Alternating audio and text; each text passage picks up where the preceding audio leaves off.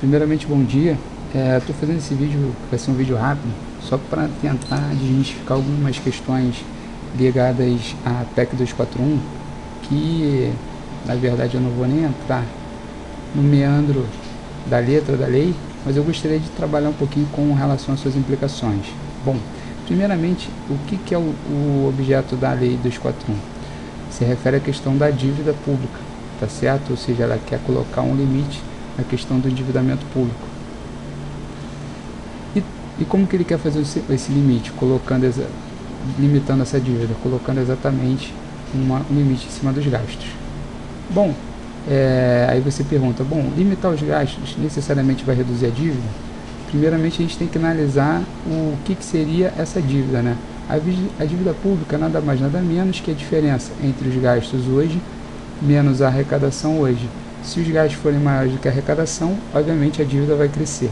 Se os gastos forem menores, obviamente a dívida vai o quê? Se a arrecadação for maior, a dívida vai diminuir. A conta é bastante simples, ou seja, é só tirar a diferença entre gastos e arrecadação. Só que ao mesmo tempo, para você aumentar gastos, você precisa mexer no quê? Na questão da tributação. Então, o governo trabalhar a questão da tributação não necessariamente resolve o problema da dívida. E, historicamente, geralmente os gastos têm acompanhado a arrecadação e nos períodos a partir de 2010 os gastos começaram a subir substancialmente mais do que a arrecadação. E, a partir daí, nós começamos a ter um problema de desajuste das contas públicas e a gente tem um déficit público hoje bastante consubstancial.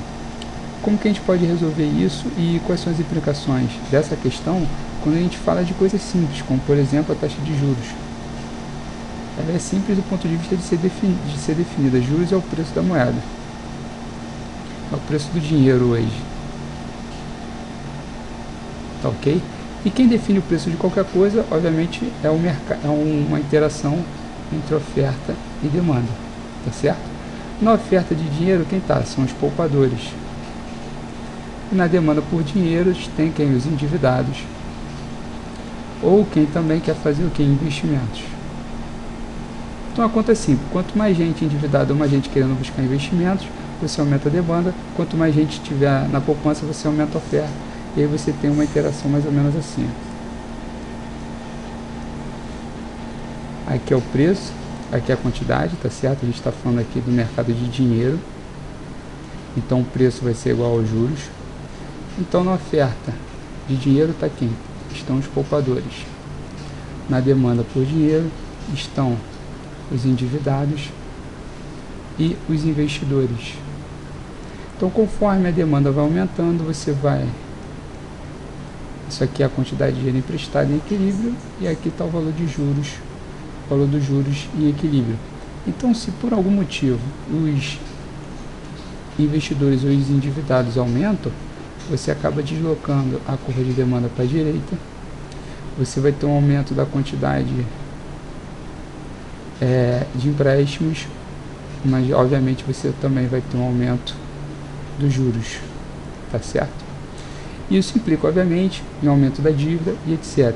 Como juros é uma variável chave, o governo tem uma certa gerência em cima dessa variável aqui.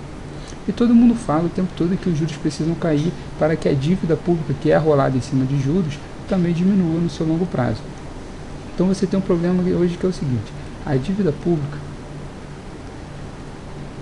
hoje, ela não só é função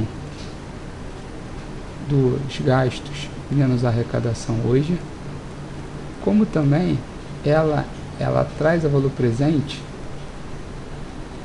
o que? A dívida passada. Então vou botar aqui dívida passada, tá certo? E quando você traz o valor presente, você precisa automaticamente computar os juros. Então, conforme os juros vão aumentando, a relação entre juros e dívida é sempre o que?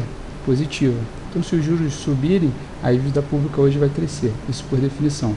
E aí todo mundo bate, a gente tem que fazer um ajuste fiscal, mas com uma taxa de juros tão elevada, como que a gente consegue vender isso? Porque os juros deveriam ser menores. Bom, a questão é simples.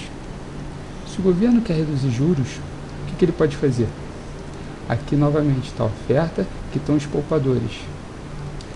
E aqui está a demanda, que são os endividados mais os investidores. O que o governo pode fazer para se ele quer reduzir juros? Bom, ou ele aumenta a oferta ou ele diminui a demanda. Inclusive, o governo ele pode estar aqui como pode estar aqui na dívida também. E como que ele poderia fazer isso? Bom, hoje o governo ele está aqui, ó, hoje, 2016. Toda vez que a dívida do governo aumenta, ele acaba promovendo o quê? Um deslocamento da curva de demanda e, obviamente, aumentando o preço, ou seja, ele eleva os juros. Se ele quer reduzir os juros, melhorando então a qualidade do investimento, reduzindo o custo de investir, reduzindo o custo do Brasil e melhorando as condições econômicas para que você tenha um desenvolvimento razoável, você precisa fazer com que o governo saia da dívida e passe a ser o quê? Um poupador. Se ele precisa ser um poupador, ele precisa zerar a sua dívida e passar a emprestar, passar a atuar como um agente poupador no mercado de crédito. E aí o que ele pode fazer? Se ele vai do endividamento para os poupadores, então ele vai acabar deslocando a oferta, aumentando a quantidade de empréstimos e fazendo com que o valor dos juros seja o quê? Seja menor.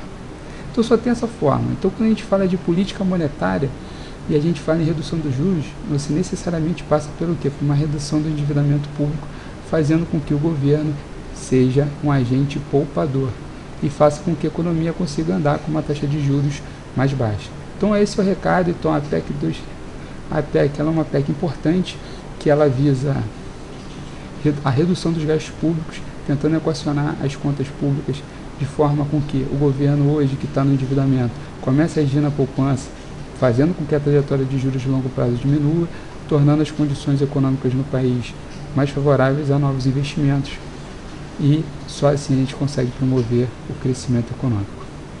Então, está dado o recado aí. Quem quiser fazer alguma falácia, dizer, por exemplo, que o governo pode reduzir juros na marra, se ele reduz juros na marra, os juros de equilíbrio é esse aqui, ó. E ele quer reduzir juros na marra, a única coisa que ele vai criar vai ser esse espaço aqui que é chamado de excesso de demanda, promovendo o que a gente chama em economia de ágio. Então ele promove, se ele quiser reduzir na marra, ele simplesmente vai acabar promovendo um mercado negro de crédito, tornando a economia ainda mais caótica.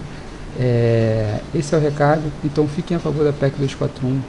Infelizmente, remédios econômicos são igual a remédios na medicina. Todos que funcionam geralmente têm gosto amargo, causam uma dor, mas no longo prazo tende a melhorar. E esse é o recado. Um abraço a todos.